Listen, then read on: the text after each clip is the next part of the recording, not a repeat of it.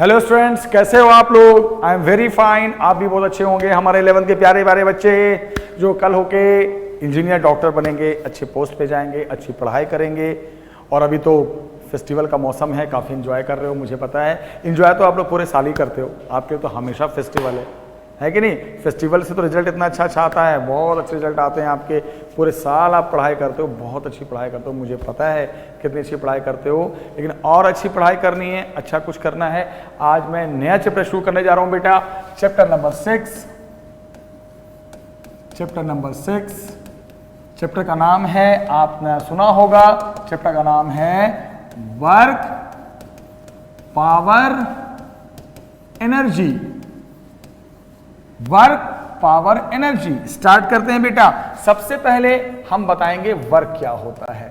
कहते हैं कि जब आप किसी भी बॉडी पे फोर्स अप्लाई करो और फोर्स अप्लाई करने के बाद अगर उसमें डिस्प्लेसमेंट आ जाए, मूवमेंट आ जाए, तो वहां पे वर्क होता है। When you apply the force and body displace then there is work, otherwise no work. This is the concept of work. क्या है? मैंने इस पे फोर्स लगाया, मैंने किसी चीज पे फोर्स लगाया, बोर्ड को धक्का दिया, चल भाई जोर लगा के, बट ये बॉडी हिल ही नहीं रही है, इसमें डिस्प्लेसमेंट ही नहीं हो रहा है। हम क्या कहेंगे? There is no work. सिर्फ फोर्स से वर्क नहीं होता, फोर्स के साथ साथ डिस्प्लेसमेंट होना चाहिए, मूवमेंट होना चाहिए, तब वर्क होगा, अदरवाइज वर्क नहीं होगा। इस बात को दिमाग में रखना। तो वर्क डन कब होता है? जब आप फोर्स अप्लाई करो और उसके बाद उस बॉडी में डिस्प्लेसमेंट हो, तब वर्क होता है। वर्क तभी होता है जब फोर्स और फोर्स के साथ साथ डिस्प्लेसमेंट, तब वर्क, अदरवाइज वर्क नहीं। वर्क निकालने के 4 फॉर्मूले हैं, आप इसको याद रखिएगा। पहला फॉर्मूला वर्क निकालने का, वर्क को W से इंडिकेट करते हैं, यूनिट इसकी जूल होती है, ये सब याद रखिएगा। पहला फॉर्मूला है F(S) cos theta. Force F for what? Force. S for what? Displacement, जो बॉडी में डिस्प्लेसमेंट आया। और ये थीटा याद रखना बेटा, theta is the angle between force and displacement. This is the first formula of what? Work done. याद रखिएगा, ये है पहला फॉर्मूला वर्क डन का, F(S) cos theta. Force, displacement और थीटा, उनके बीच का एंगल।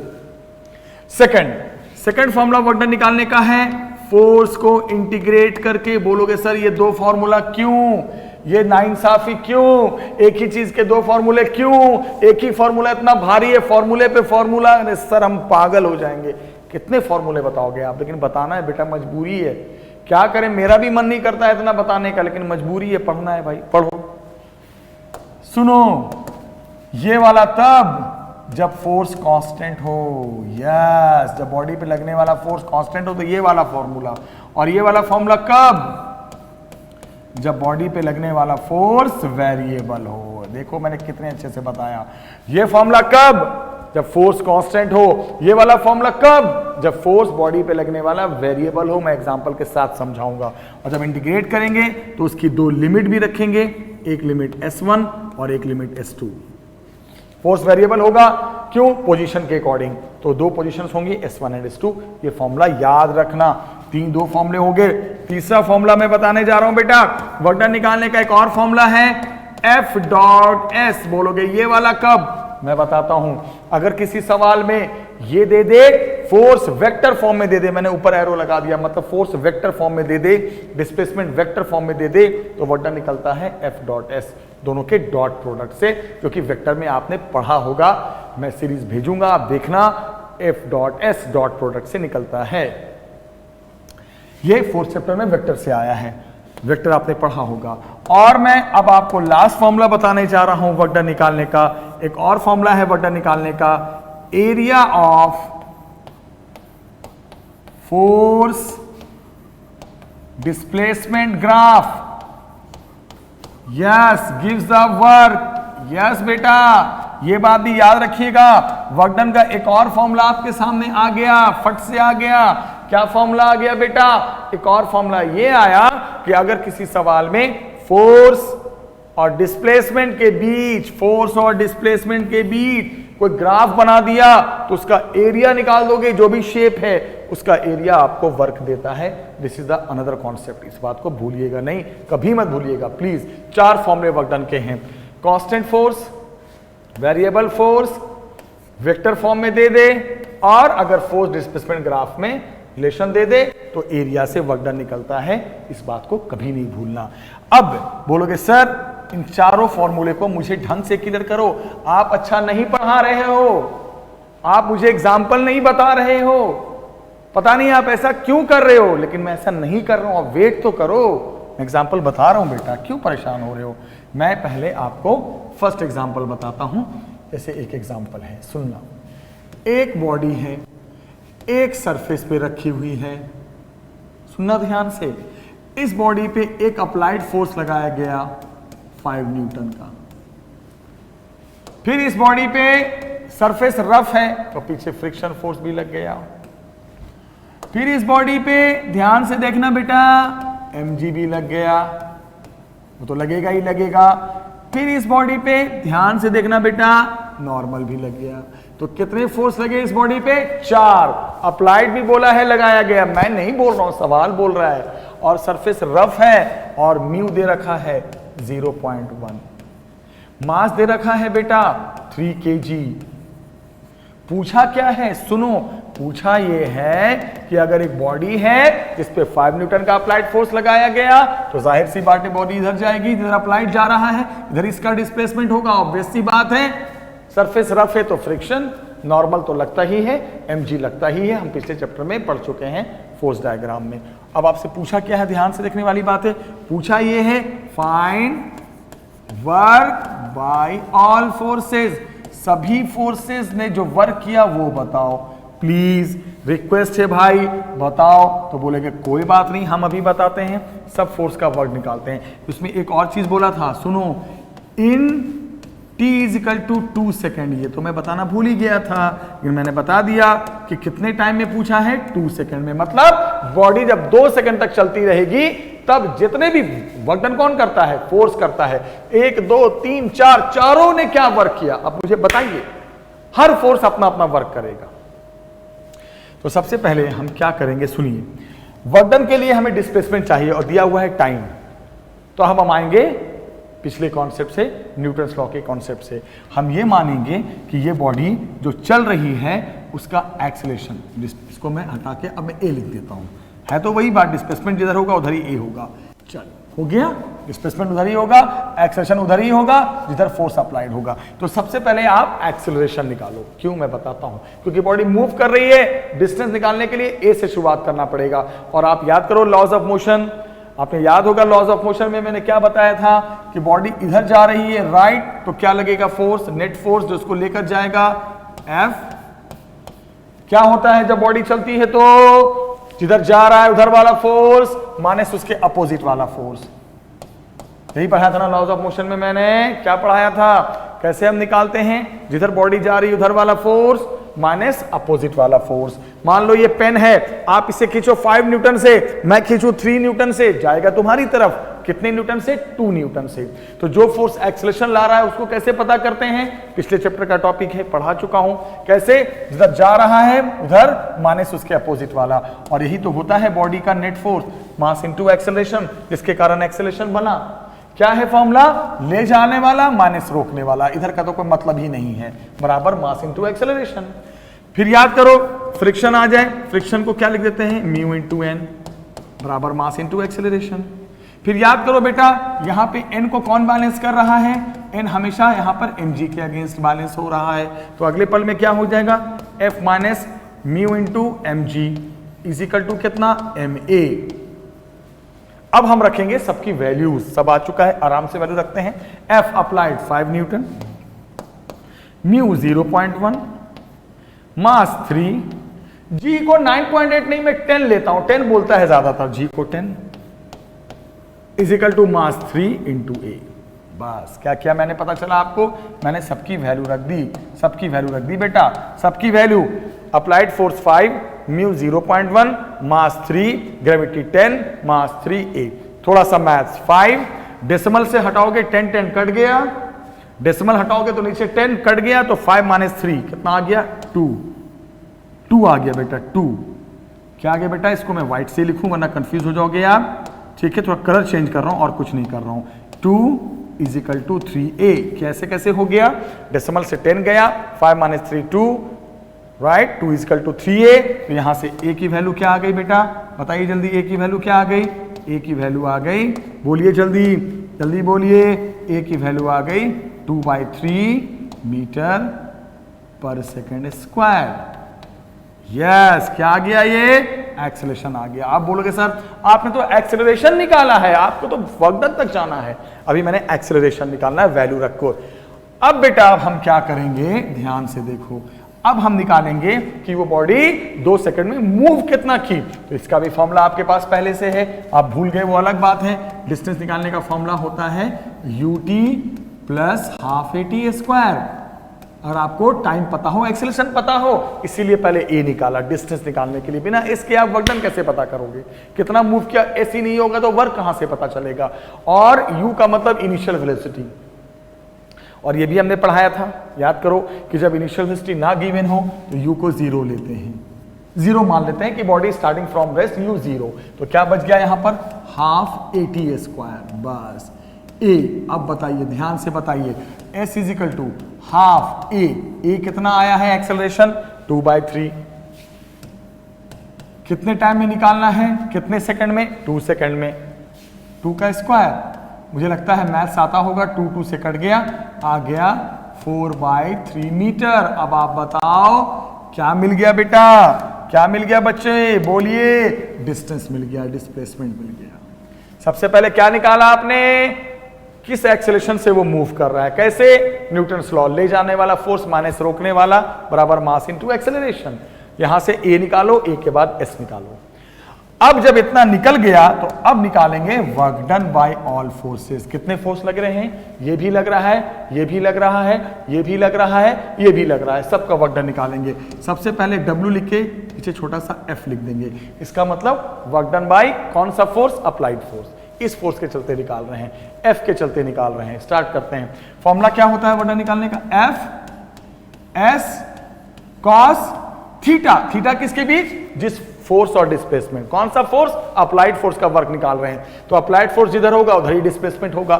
थीटा हो गया 0 डिग्री, cos 0 1, वर्क डन आ गया F इंटू एस।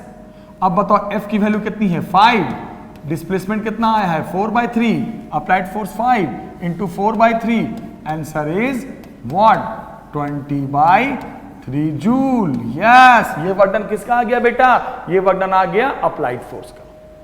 पहले S निकाला हाफ A, पहले A निकाला, यहां से साफ दिख रहा है 5 माइनस 3, राइट, 5 माइनस कितना 3 इज इक्वल टू कितना आ गया 2, 2 इज इक्वल टू 3a, मास 2 के 3 kg है, a इज इक्वल टू कितना आ गया बेटा 2/3 आ गया।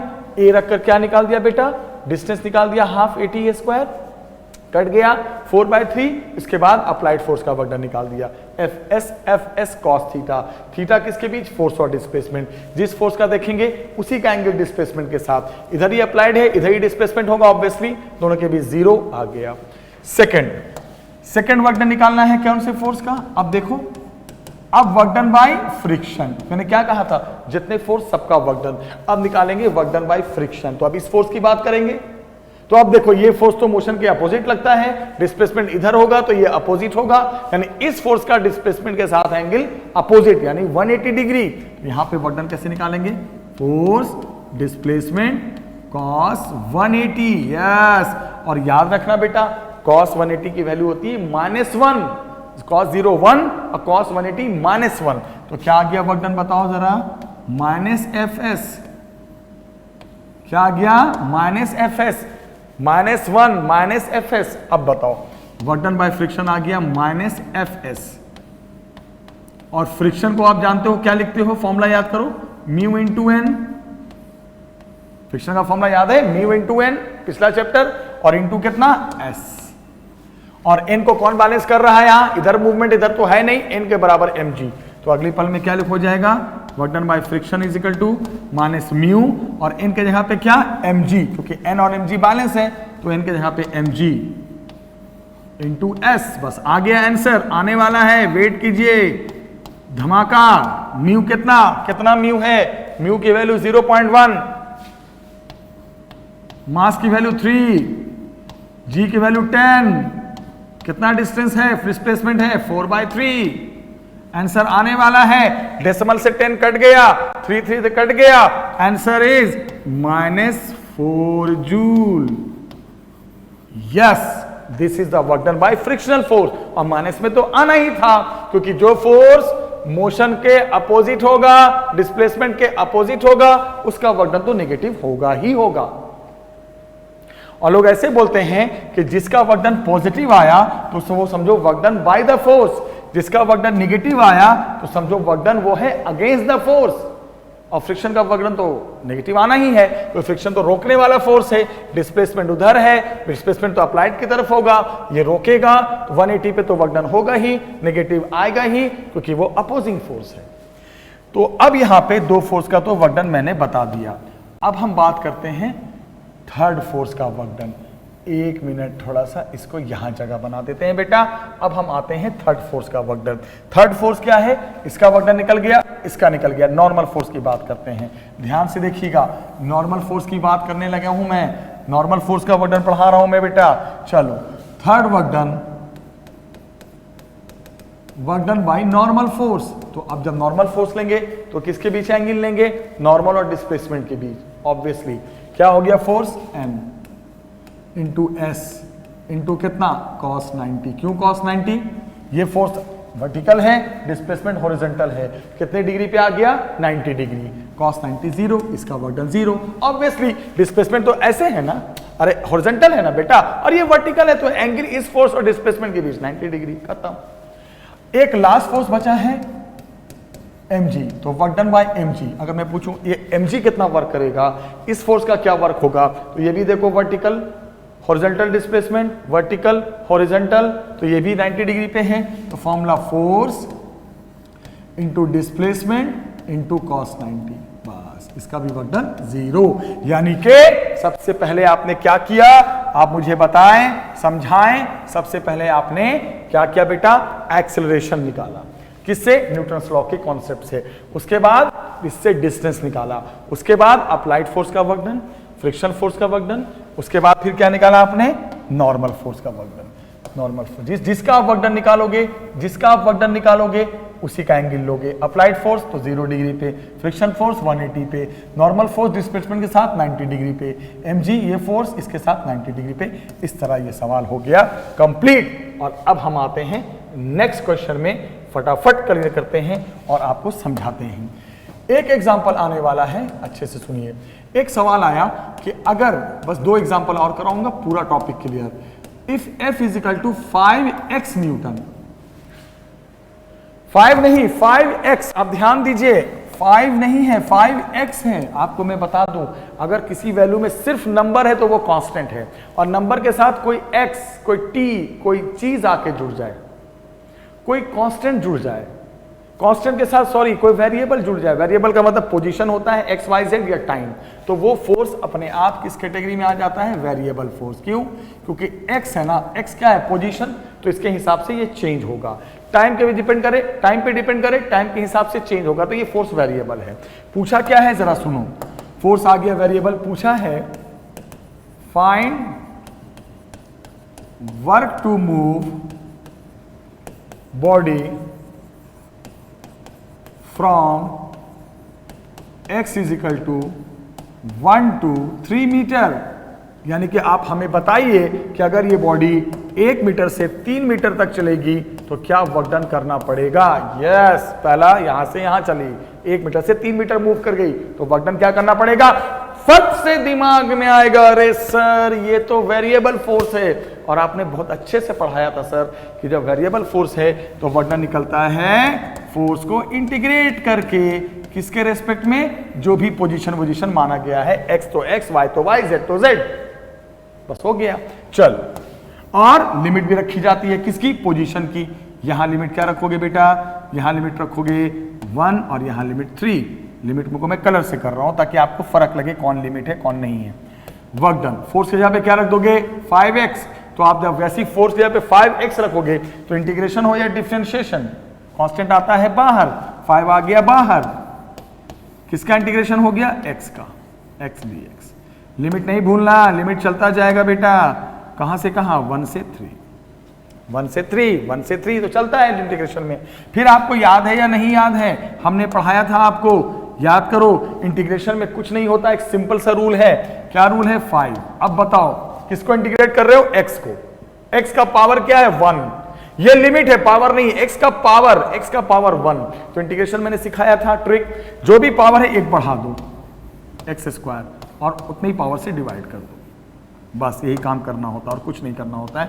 1 से 3, अगर x का पावर 2 होता तो x क्यूब बाय 3, x का पावर 3 का इंटीग्रेशन होता, x का पावर 4/4, यही तो है। इसके बाद क्या करेंगे बेटा, जल्दी बताइए, work done is equal to 5/2 अलग कर लो,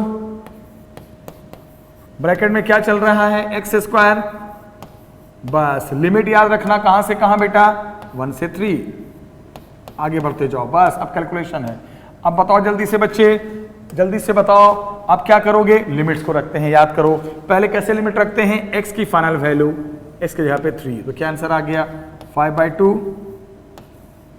x को हटा के 3, तो 3 स्क्वायर, फिर याद करो बीच में लगाते हैं माइनस, लिमिट ऐसी रखते हैं लास्ट में, फिर जहां x है उसकी इनिशियल वैल्यू, x को हटा के 1 का स्क्वायर, आंसर अब आप आ गया, 3 3 जा 9 -1 8, 8 में से 2 गया, answer is 20 joule. This is the work done.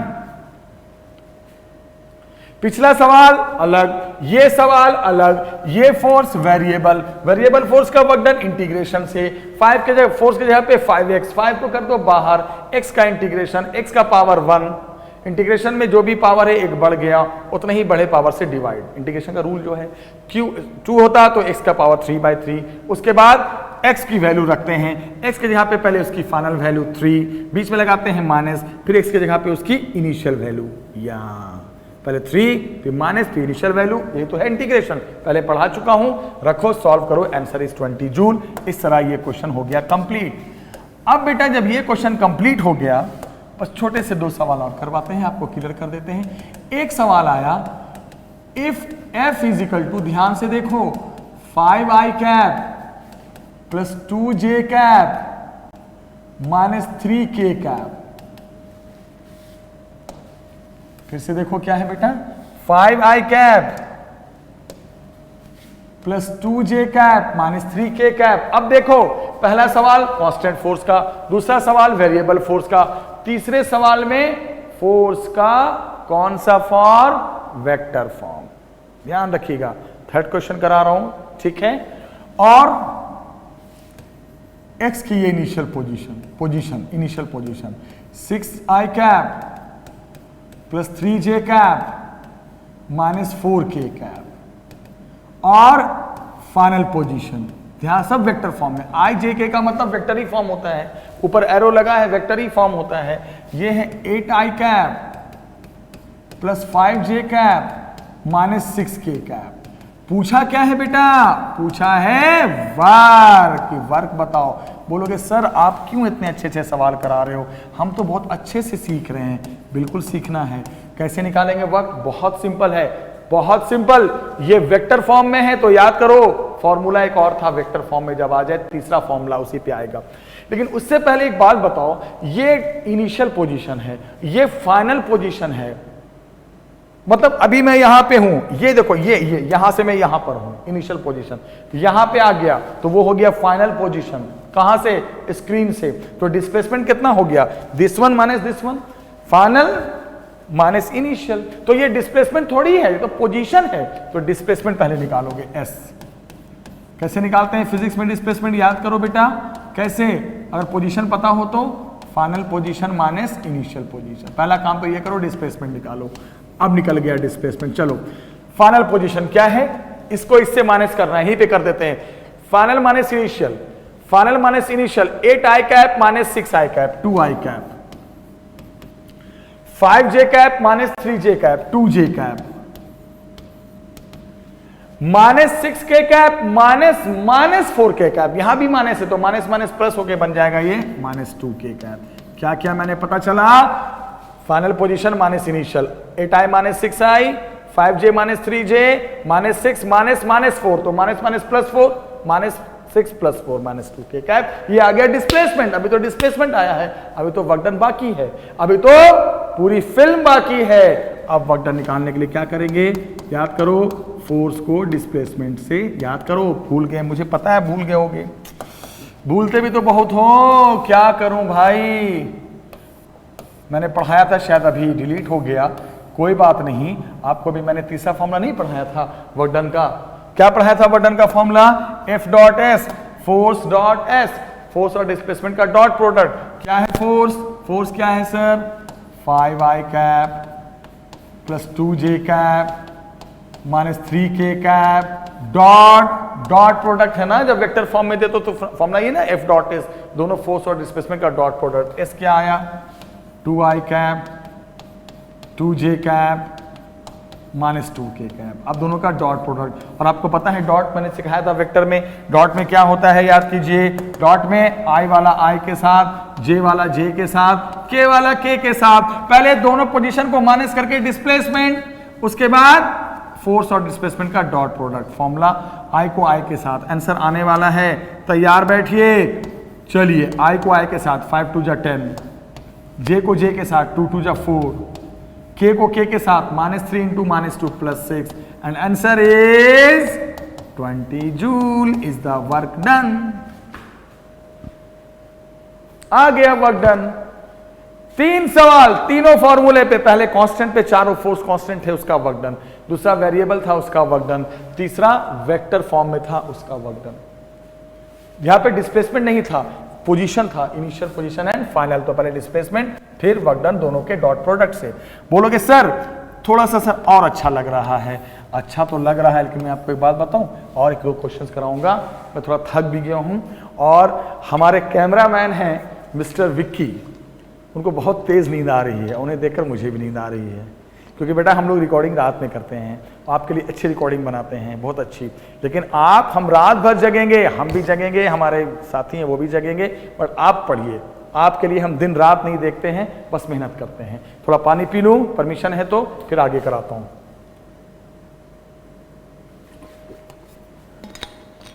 बस एक दो क्वेश्चंस कराकर इस टॉपिक को एंड करते हैं। एक क्वेश्चन है,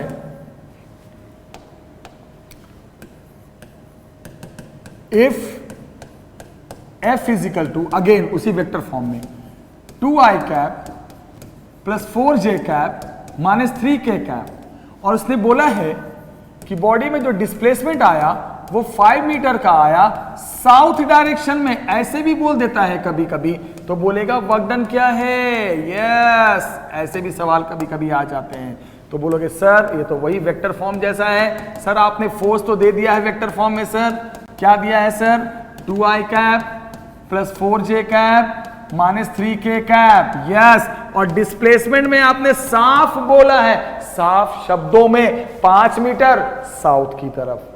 आप वेक्टर याद कीजिए, मुझे याद है, आपको भी याद होगा, ईस्ट होता है, वेस्ट होता है, नॉर्थ होता है, साउथ होता है। याद करो, ईस्ट की तरफ i कैप, वेस्ट की तरफ माइनस i कैप, नॉर्थ का मतलब j कैप, साउथ का मतलब माइनस j कैप, ये होता है i j का मतलब। तो बोलोगे सर आप इसका मतलब ये बताना चाह रहे हो कि डिस्प्लेसमेंट 5 मीटर साउथ में है, तो 5 लिखकर साउथ का मतलब माइनस j कैप लिख दो, हो गया। ये भी वेक्टर फॉर्म में, फोर्स तो वेक्टर फॉर्म में था ही, डिस्प्लेसमेंट भी वेक्टर फॉर्म में आ गया, माइनस 5j कैप। बस अब निकाल दो वर्क डन। क्या है सर, क्यों इतना टाइम पास कर रहे हो। F dot S, F is what, 2i cap plus 4j cap minus 3k cap dot S minus 5j cap. फिर वही बात आ गई, डॉट में क्या, i के साथ है ही नहीं, अरे यार कहाँ आई, तो आई नहीं, क्यों हम आई लिख रहे हैं, तो आई नहीं है। चलो जे के साथ, जे वाला है, हाँ जे वाला भी नहीं, हाँ है जे वाला, जे के साथ ना, आई के साथ, आई नहीं है, एस में के नहीं है, तो आई जे के साथ। आंसर आ गया, कितना आ गया बेटा जल्दी बताइए। आंसर आ गया आपका, आंसर आ गया आपका -20 joule. Yes, this is the work done. दोनों सवाल वही, कौन से, फोर्स और डिस्प्लेसमेंट का वेक्टर फॉर्म डॉट प्रोडक्ट। पिछले सवाल शायद होगा, मैं देखता हूं, वापस लाता हूं। आजा, है भाई, है, हाँ है, कहीं नहीं गया था। यहां पोजीशन था इनिशियल एंड फाइनल, तो डिस्प्लेसमेंट निकाल के हमने निकाला। इस सवाल में डायरेक्ट डिस्प्लेसमेंट दे रखा था, बस आईजे लगाना था, उसके बाद डॉट प्रोडक्ट। अब एक लास्ट, चारों फॉर्मूले पे सवाल करा दिया, एक लास्ट सवाल करा रहा हूं, और उसके बाद हम आपको भी रेस्ट देंगे और आप भी पढ़ाई करना अच्छे से। सुनिए क्वेश्चन क्या है, एग्जांपल। अगर मान लो आ गया ये एस डिस्प्लेसमेंट, ये फोर्स, अब एफ एस ग्राफ आ गया और यूं करके यूं डायग्राम बना दिया, और उसने कुछ ऐसा लिखा कि यहां पर है 5 मीटर, यहां पर है 10 मीटर, यहां पर है 2 न्यूटन, फोर्स न्यूटन में है, डिस्टेंस मीटर में है। पूछा find work done, find what, work done, पूरा वर्क डन निकालिए। कहां से कहां, जब बॉडी कहां से कहां चली, बताओ, 0 to 10 मीटर, इस पूरे 0 से 10 मीटर मूवमेंट में वर्क डन क्या है।